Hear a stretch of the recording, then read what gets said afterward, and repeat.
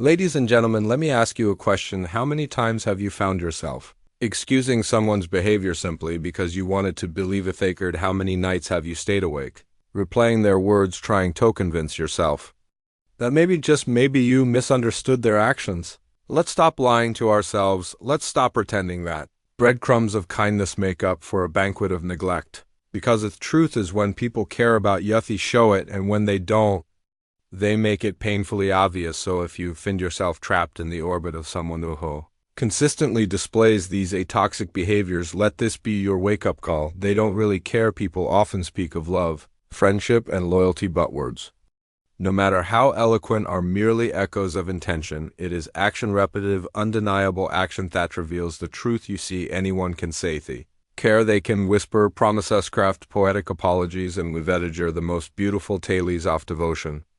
But if their actions contradict their words, what weight do those words hold? Numb picture a person standing bare you, smiling, assuring you that mean the world to them. Yet time and again they disappear when you need the most. They offer grand declarations, but fail to show up when it truly matters. They tell you they respect you, but continuously dismiss your feelings. Can such a person be trusted? Can their affection be real if it only exists in the form of antipromises? No, because caring isn't about wit.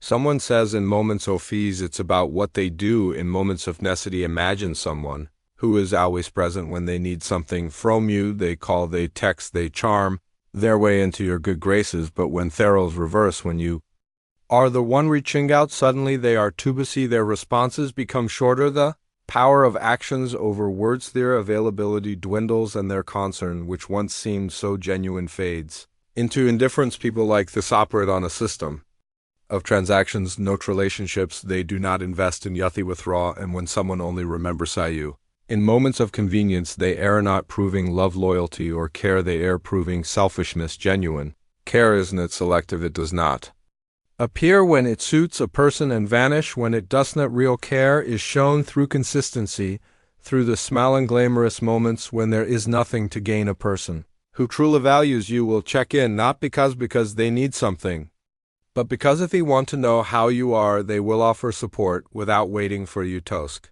They will recognize state relationships, whether friendships, family bonds, or romantic connections, are built on mutual effort, not one-sided dependence. But let's talk of these further. There is something even more revealing than someone's present way they respond to your emotions best. It is easy to care when the waters are calm. It is easy to be kind when there is no burden, no expectation, no need to step outside of oneself. But true character is tested in the face of another's pain. Picture this: you express that something hurts you, and instead of acknowledgement, you are met with dismissal, a roll of the eyes, a sigh, a sharp condescending tone. You're overreacting.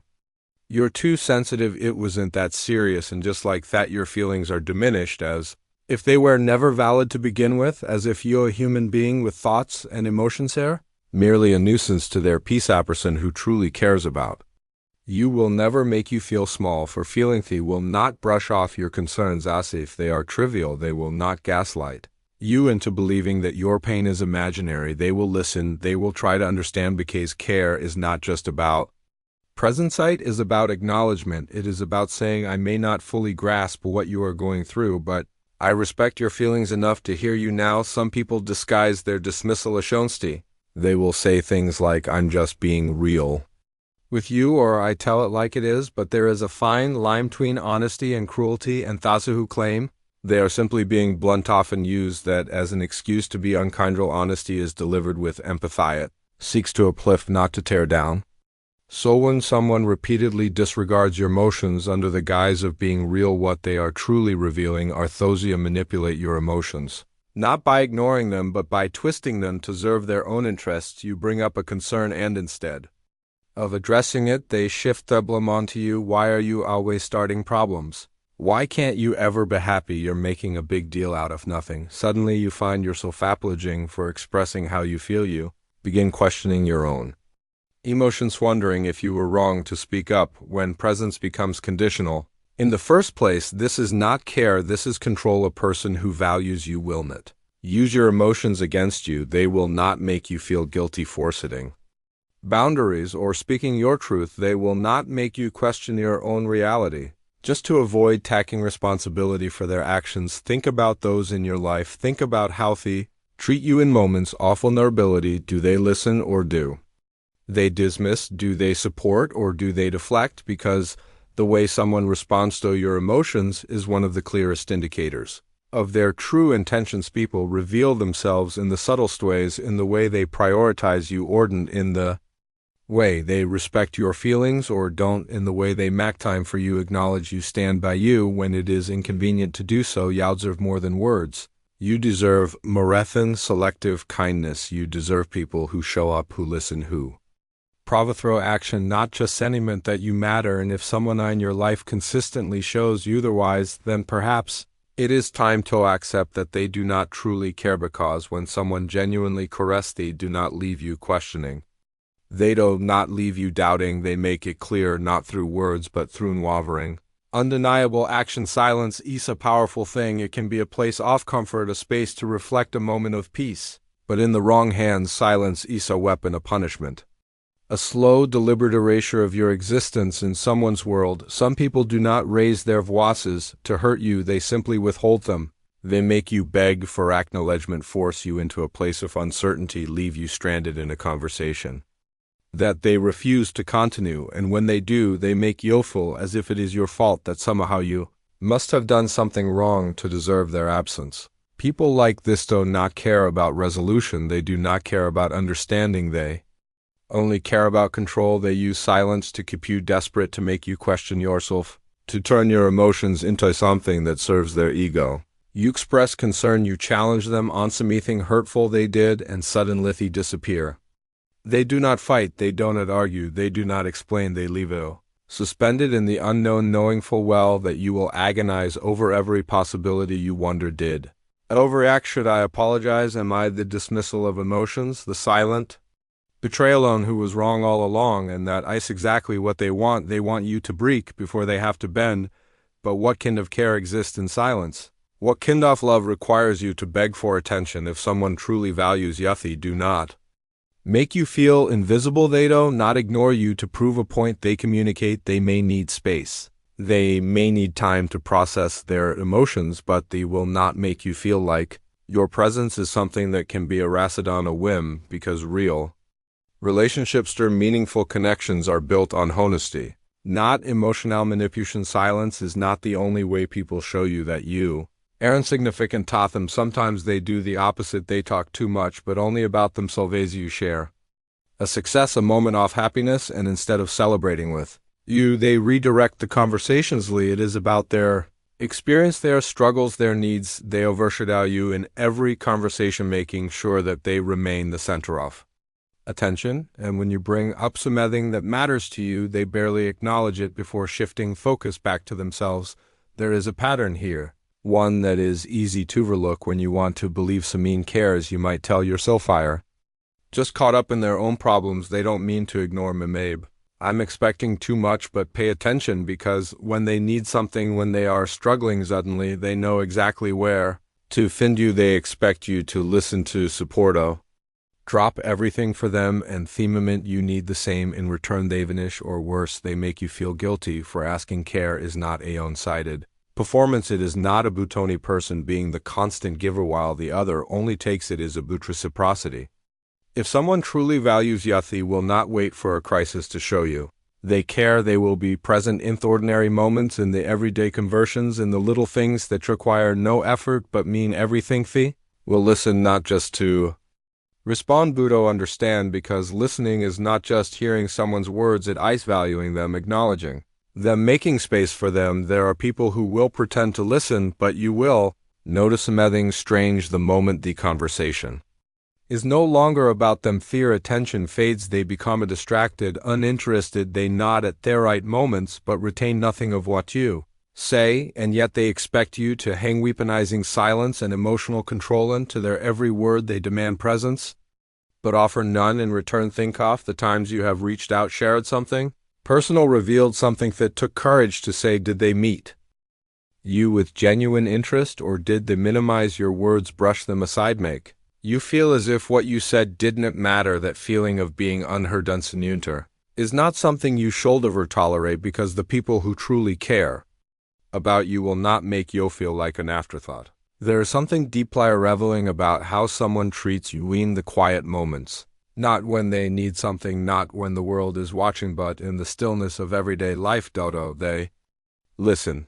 Do they engage? Do they show up for you without being asked? Or do they wait until it is convenient? Until they can gain something, until they are bored and need someone to entertain them. People will tell you they care, but their actions will always reveal the truth, and the truth is care is not about what someone says in grand dramatic moments. It is about what they do when a thing is at stake. It is about how they treat you.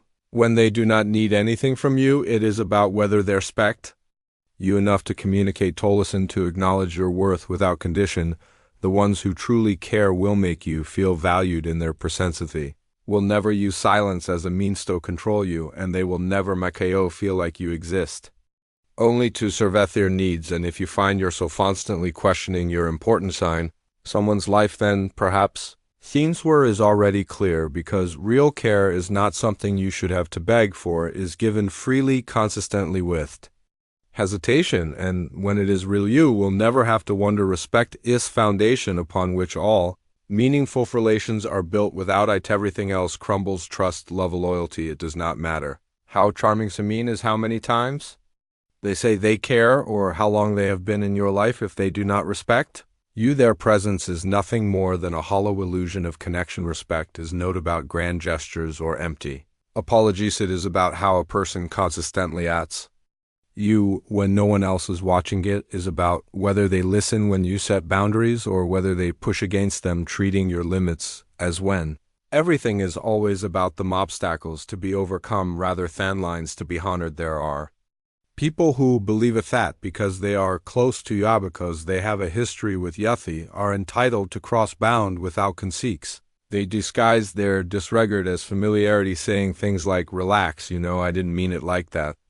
Or, don't be so sensitive, we've known each other forever, but length of time does. No excuse. Lack of respect. It does not matter if someone has been in your life for years. If they constantly dismiss your limits, they do not value you. Watch how a person responds when you express discomfort. Some will apologize and digest because they care about your well-being. Others will roll their eyes, mock you, turn it into a joke, and then there are those who will make you feel guilty for even bringing it up. Your always making things difficult. Can't you just let it go? Their words are not an apology, they are a demand for you to shrink, to make yourself small. Tolerate whatever they decide is acceptable, but respect is not about what they find acceptable. It is about what you have clearly expressed as a boundary, and if someone continually tests those boundaries, they are telling you exactly, some people will never outright disrespect you in obvious ways. They will not scream or insult, but they will diminish you in subtle ways, making you question your own worth. They will interrupt you when you speak, dismiss your ideas, laugh at your aspirations. She will poke fun at your insecurities under the guise of just joking, making disrespect disguised as familiarity. That every time you start to feel confident, they plant a seed of doubt in your mind. These people may never raise their voice, but their disrespect is just as damaging. There is something revealing about the way a person treats you when you assert yourself. If they react with defensiveness, if they turn it back on you, if they make you feel like you are the problem for wanting basic respect, then what they are showing you is that your comfort, your dignity, your needs, none of it matters to them. And if it does not matter to them, why should they matter to you? You are not difficult for expecting respect. You are not demanding for setting boundaries. You are not too sensitive for recognizing when someone treats you poorly. People who genuinely care will not need to be reminded, begged, or forced into treating you with dignity. They will do so naturally, not because they have to, but because they value you enough to do so. There is a fear that keeps many people from walking away from disrespect. The fear of being alone or losing people who, despite their flaws, are still familiar. But here is something you'll remember. Disrespect does not get better with time. It does not fade because you endure it. If anything, the more you tolerate, the more they will push. Every time you excuse it, they learn that they can continue, that you will choosing yourself and walking away, just that you will make yourself smaller to accommodate their disregard. And every time you do, you lose a piece off yourself, but respect is not just about how people treat you. It is also about how you treat yourself. If you allow disrespect to continue, if you justify someone's behavior because you are afraid of losing them, then you are sending a message to yourself that your own worth is negotiable.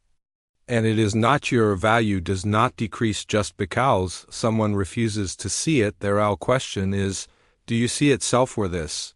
Not found in the approval of others. It is not something granted to you by those who choose to respect you. It is a meeting you establish within yourself, and when you do, something powerful happens. You stop allowing toxicity to remain in your life. You stop entertaining people who do not treat you with care. You stop chasing after those who make you question your importance base. You realize that your peace, your dignity, your happiness, they are worth more. Fancy me and Elsay's validation. There is no rule that says you must continue engaging with people who will drain you, belittle you, or make you feel like an afterthought. You are under no obligation to keep those who do not serve your well-being in your life. Some people will call you selfish for choosing your selfie, will say you have changed, that you have become distant, that you are not as easygoing as you once were. Let them talklet. Them misunderstand you, because the truth is people who benefit from your lack of boundaries will always resent you for enforcing them. Real love, real care, real friendship, they do not ask you to endure respect. They do not make you question your worth.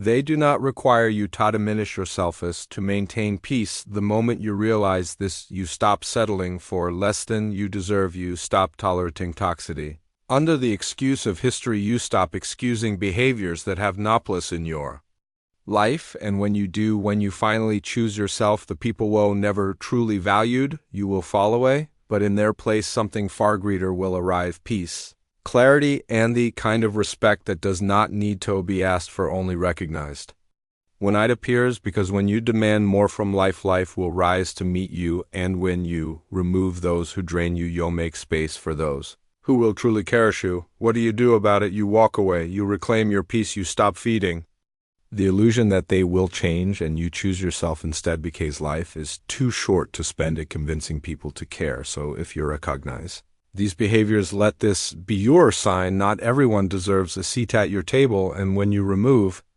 the ons who don't, you make room for those who truly do. Thank you, and subscribe channel.